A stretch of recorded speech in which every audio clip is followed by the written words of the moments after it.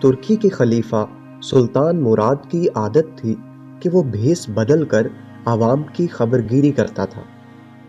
اس نے ایک رات اپنے سیکیورٹی انچارج کو کہا کہ چلو کچھ وقت لوگوں میں گزارتے ہیں۔ شہر کے ایک کنارے پر پہنچے تو دیکھا ایک آدمی گرا پڑا ہے۔ بادشاہ نے اسے ہلا کر دیکھا تو مردہ تھا۔ لوگ اس کے پاس سے گزر کر جا رہے تھے۔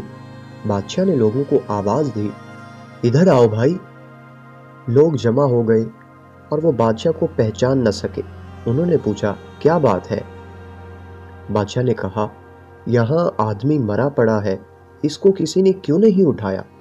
کون ہے یہ اور اس کے گھر والے کہاں ہیں؟ لوگوں نے کہا، یہ بہت برا اور گنہگار انسان ہے۔ تو سلطان مراد نے کہا، کیا یہ امت محمدیہ میں سے نہیں؟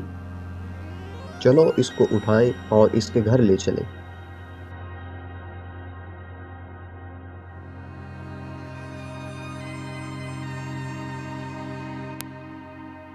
لوگوں نے میت گھر پہنچا دی۔ اس کی بیوی نے خاوند کی لاش دیکھی تو رونے لگی۔ لوگ چلے گئے۔ بادشاہ اور اس کا سیکیورٹی انچارج وہی عورت کا رونا سنتے رہے۔ وہ کہہ رہی تھی، میں گواہی دیتی ہوں، بے شک تو اللہ کا ولی ہے اور نیک لوگوں میں سے ہے۔ سلطان مراد بڑا متعجب ہوا، یہ کیسے ہو سکتا ہے؟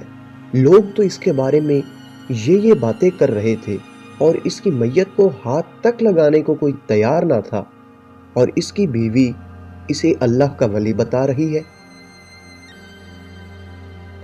اس کی بیوی نے کہا، مجھے بھی لوگوں سے یہی توقع تھی۔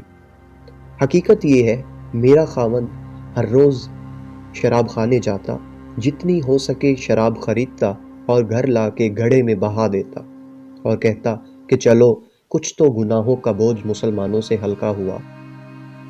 اسی طرح رات کو ایک بری عورت کے پاس جاتا اور اس کو ایک رات کی اجرت دے دیتا اور اس کو کہتا کہ اپنا دروازہ بند کر لے، کوئی تیرے پاس نہ آئے۔ گھر آ کر الحمدللہ کہتا کہ آج اس عورت کا اور نوجوان مسلمانوں کے گناہوں کا میں نے کچھ بوجھ ہلکا کر دیا ہے۔ لوگ چونکہ اس کو ان جگہوں پر آتا جاتا دیکھتے تھے، اس لیے لوگوں کی یہی رائے ہو سکتی ہے۔ میں اسے کہتی تھی کہ یاد رکھ، جس دن تو مر گیا، لوگوں نے تجھے غسل دینا ہے، نہ تیری نماز پڑھنی ہے اور نہ تجھے دفنانا ہے۔ وہ مسکرا دیتا، مجھ سے کہتا، گھبرا مت، تو دیکھے گی کہ میرا جنازہ وقت کا بادشاہ، بڑے بڑے علماء اور اولیاء اللہ پڑھیں گے۔ یہ سن کر بادشاہ رو پڑا اور کہنے لگا، میں سلطان مراد ہوں، کل ہم اس کو غسل دیں گے، ہم اس کی نماز جنازہ بھی پڑھائیں گے اور اس کی تدفین بھی کروائیں گے۔ چنانچہ اس کا جنازہ بادشاہ وقت، بڑے بڑے علماء اور اولیاء اللہ اور کثیر عوام نے پڑھا۔ آج ہم بظاہر کچھ دیکھ کر یا محض دوسروں سے سن کر اہم فیصلے کر بیٹھتے ہیں۔